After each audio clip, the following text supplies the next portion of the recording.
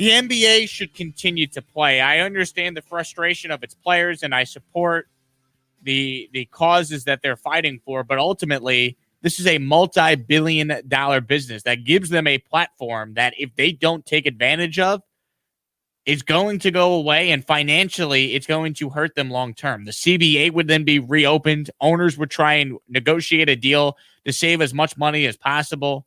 See, the players have been getting paid this whole time. The owners get paid through these television contracts that are agreed to for the playoffs.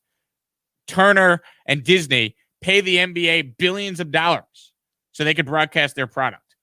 And if that does not come to fruition here, they just leave the bubble. The financial ramifications long-term are going to be so deadly. You know, most people can't just get up from their jobs and leave. You can bring attention to issues that you care about, which is what the NBA players have done here.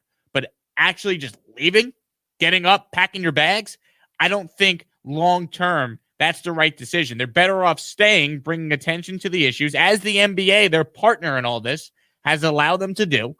You know, because whether you agree or not with the Black Lives Matter movement, allowing them to put that on the court is a significant step that the NBA has made.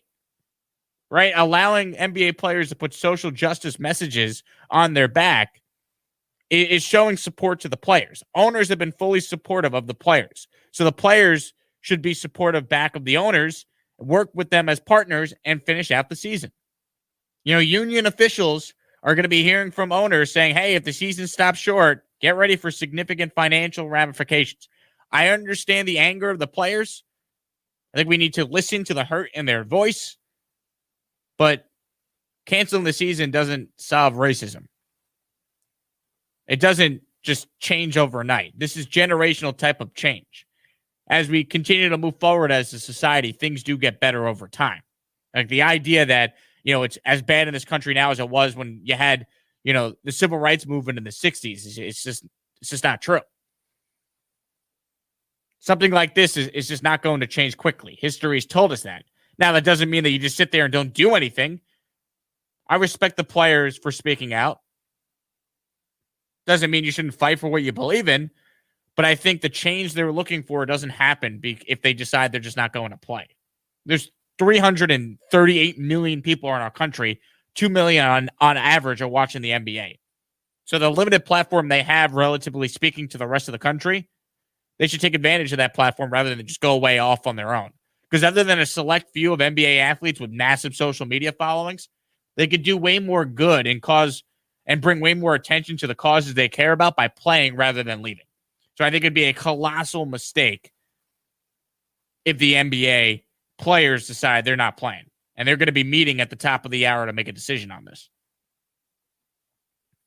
You know, going back and just leaving the bubble, impacting your earning potential moving forward if you're an NBA player, does more long-term damage than good.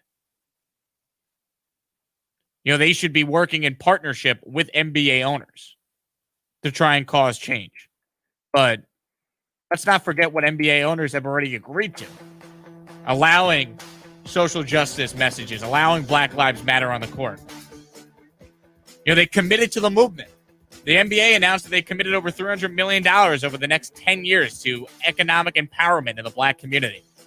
You know, these two sides, players and owners, are partners here, and I think it's a colossal mistake if the players back out and don't complete the season in the bubble.